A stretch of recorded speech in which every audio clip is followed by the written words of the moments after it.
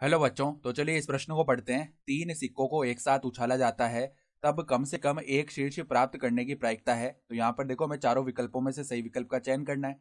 तो प्रश्न में आगे बढ़ने से पहले इस प्रश्न से संबंधित जो मुख्य अवधारणा है उसकी हम चर्चा कर लेते हैं। तो देखो, मुख्य अवधारणा क्या हो जाएगी।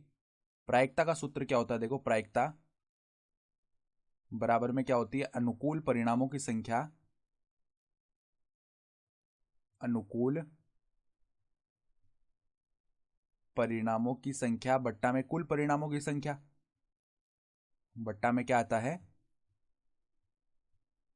कुल परिणामों की संख्या।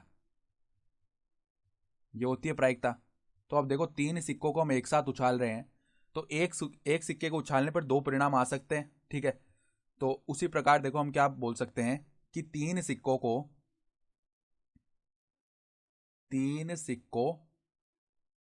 को एक साथ उछालने पर कुल परिणाम क्या आएंगे। उछालने पर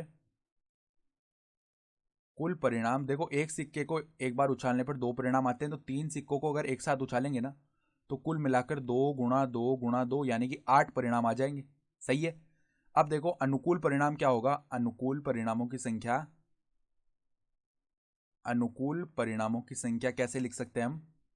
देखो, हमें क्या प्रतिबंध दिया हुआ है। हमें प्रतिबंध दिया हुआ है कि कम से कम एक शीर्ष प्राप्त करने की प्रायिकता, यानी कम से कम एक बार चित्त आना चाहिए।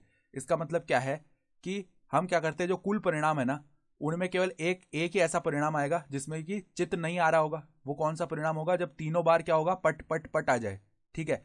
उस समय क्या हो रहा होगा, एक भी चित्त नहीं आ रहा होगा। तो हम क्या करेंगे, कुल परिणाम में से वो एक परिणाम घटा देते हैं। और वो एक परिणाम हम कौन सा घटा रहे हैं, जब तीनों बार टी टी टी यानी कि पट पट पट आ रहा है। तो अब जो बचे हुए परिणाम है ना कहीं एक शीर्ष तो सब में है, ठीक है। कम से कम का मतलब क्या हो गया कि कम से कम एक आना चाहिए, एक से ज्यादा हो उसमें कोई दिक्कत नहीं है, ठीक है। तो अनुकूल परिणामों की संख्या हमारी 7 आ जाएगी। तो देखो, प्रायिकता क्या हो गई हमारी, अभिष्ट प्रायिकता आ जाएगी बराबर में अनुकूल परिणामों की संख्या 7 है बट्टा में कुल परिणामों की संख्या 8 है। यानी कि विकल्प डी जो है 7/8 हमारा सही विकल्प हो जाएगा। तो आशा करता हूं कि आपको ये प्रश्न समझ में आया होगा। धन्यवाद।